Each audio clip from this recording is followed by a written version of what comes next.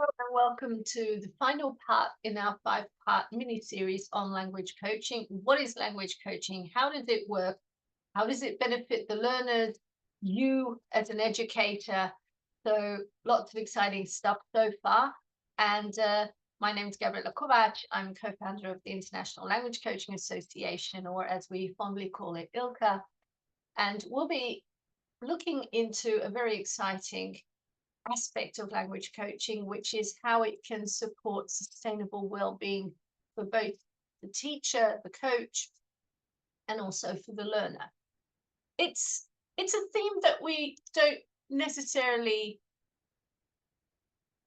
address on a daily basis, but dealing with our well-being as such is a very important aspect, we believe, of the way that we work, our professional selves, and obviously it affects our personal lives also. So far, I've been talking about the definition of language coaching, what language coaching actually does, how it can support different roles that we have as educators. In part 3, I address what the differences, similarities are between coaching and teaching. And in the previous part, I looked into how we can move from a negative to a positive mindset and why that's so important when we're looking at flexibility and dealing with change. So if we continue the line of thought from the previous part, learners and very often teachers, let's admit it, don't like to be forcing the work, forcing the learning onto the learner. It automatically brings this defense mechanism that the learner is going to feel very frustrated with, going to be disengaged. Progress is just not going to be what it could be.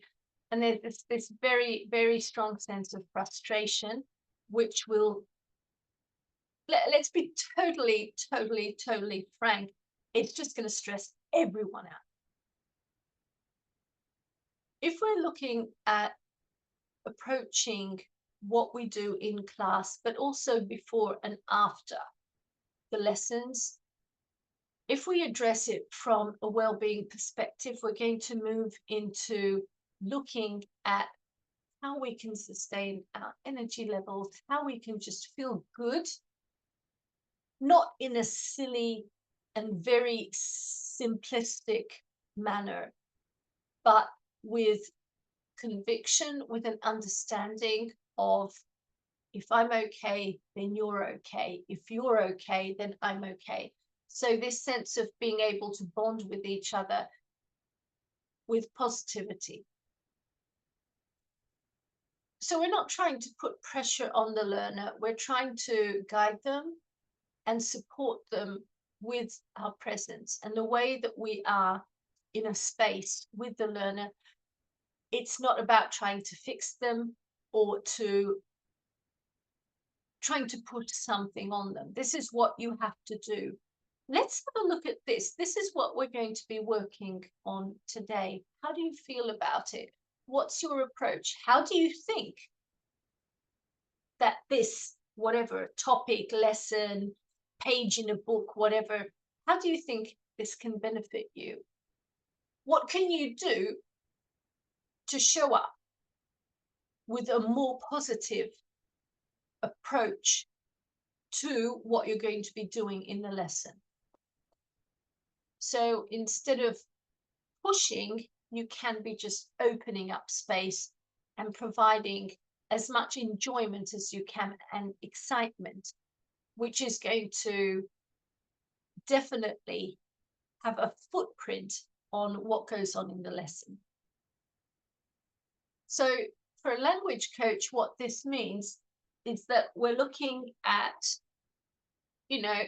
obviously we're experts in what we do, whether we're looking at our teaching and training background or we're looking at our coaching background. Hopefully you've got or you will have a lot of coaching experience too. But we're not exhausting this role of expert. We're not trying to say, I know things better than you, so I'm going to put all that on you, the learner. But what we're trying to do is say, I'm here, I'm going to support you with everything professionally that I possibly can. And I want you to step up. And as the learner, help me guide you, right? So that's a completely different kind of mindset. We talked about mindset, but we keep coming back to it. It's just such an integral part of the coaching that we're doing. We help the learner to be more agentic, to be more autonomous, to understand that they do have to make independent and autonomous decisions in their learning journey. And of course, that's going to impact a lot of things. They're going to be more independent and autonomous human beings over time if they learn that this is a framework, a mindset, a thinking culture that they can work with. What we want is to be energetically hygienic, which means that we're not bringing in loads of negativity and, you know, all that stress and all the anxiety that can build up through mishandling of relationships, connections with the learners, with peers, with, you know, everything that's going on in organization. And of course, through this, we can prevent burnout, which is a huge thing now. I mean, so many articles, lots of research on it, and we can move into a more fulfilling, a more energizing partnership with our learners. Now, I'm not saying that that's only coaching, and that anything in the organization, or you know, if you're in a state organization, then anything that is not moving towards the way that you would like things to be moving towards, it's not going to provide a solution. But what we're focusing on is what we as educators can do in our interactions with our learners. And focusing on our own well-being and learner well-being is definitely an essential part of ways that we can contribute. For the learner, it's again about that mindset shift from I have to do it, and getting them to understand it's not about you have to do it, but it's going to be something that you choose to do because you understand through our conversations that it's going to help you to move forward to reach your goals. And we're looking at a rewarding process, because when the learner understands that these benefits are going to help them to be more aware of what's going on, and the anxiety goes down, the stress goes down, there's going to be resilience, there's going to be a stronger willpower, and the decisions, even with younger learners, are going to be far more stronger and coming from the learner instead of us trying to push it onto them. So what does an autonomous learner look like? What happens is that they create this new learner identity for themselves. And it's going to be something where the coach internalizes, right? So we reframe the process and we try to help them to look at challenges as options instead of something that's really pulling them down. They will own the process and the momentum will remain, because even if there are going to be setbacks, they're going to be able to move on with the language acquisition process. We're going to help them to be far more present and absorbing in a learning environment that is a thriving learning environment. I mean, if I asked you at this point, what does a thriving learning environment look for you? Every single one of you who would comment here would have something different. For everyone, it's different. For me, peace and quiet. For someone else, it might be the hustle and bustle of a cafe, which would really be a learning environment where they feel that they could be able to work well. Someone would want to work in a more conventional language learning environment with a group of 15 people. Someone would prefer one-to-one. So again, it's going to be so different. And when a learner understands what it is that they need, they're going to feel much more supported, they're going to be more engaged and more collaborative, which is also a huge big buzzword now, how to create collaborative environments for the learners.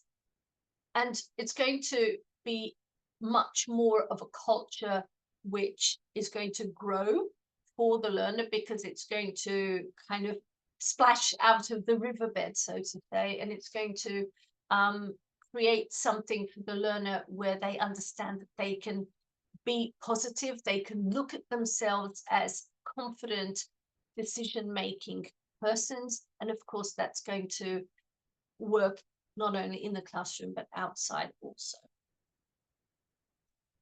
So why is this good? Now, of course, it's about, I've always come back to this, but about being present with the learners. It really is about, instead of trying to direct, to being more open and helping with what kind of energies are present in the session. Now, it seems very abstract, I know.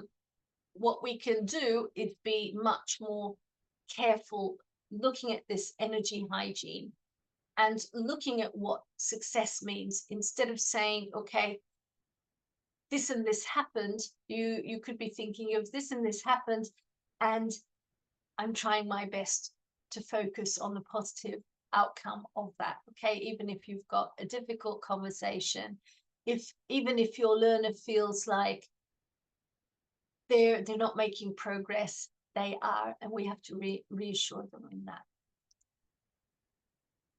So language coaching is a process that's going to help the learner. What is it going to help them with? To find meaning in what they are doing. You connect them with their original why.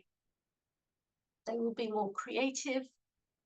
You're going to be able to be present more as the professional that you really are, with all the excitement, with something that you set out with originally when you started working. And you'll definitely be much more effective and happier. So when you're applying language coaching, you can apply it at a number of stages. You can apply it before a course, during, or after. Of course, I don't have that here, but of course after a course, to assess the progress made. And also if you've got specific events, it could be a test, it can be some kind of an interview, it can be a meeting, it can be a holiday, an adventure, or just, you know, having to order something online, whatever, go shopping. Coaching can support the learner in handling their anxiety, understanding what is going on, and help them to move forward. So what is it that's important? If we're looking at you, the educator, there are a lot of pain points here. And if even one of these pain points are present in your daily work, the motivation issues, the pressures, workloads, learner speaking confidences, maybe even yours, you don't like speaking in front of a bunch of kids, even though you do it, but you just feel a bit more anxious than if you're just, you know, in a one-to-one setting. You feel you can't provide visible progress to your learners.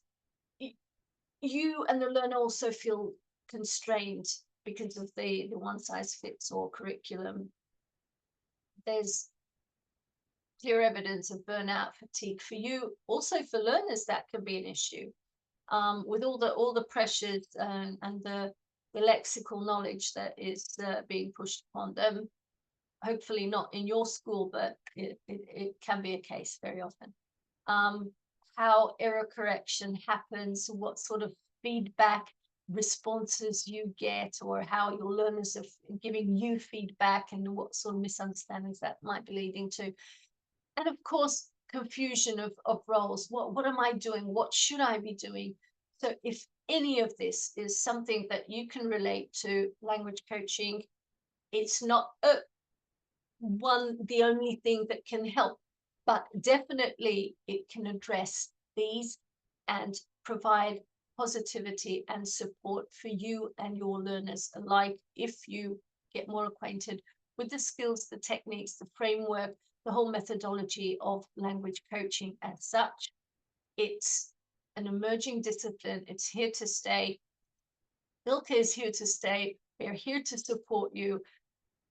And hopefully, if you've watched all these 5 parts or just this one, you've gained some clarity on what language coaching does, how it works. Obviously, demo coaching is the best thing. Please check out our videos, our other videos on the YouTube channel, and get in touch with us. We're very happy to support you and your organization. And hopefully, we're going to meet in the future. Thank you very much for listening. This was Gabriella Kovács from ILCA. Bye-bye.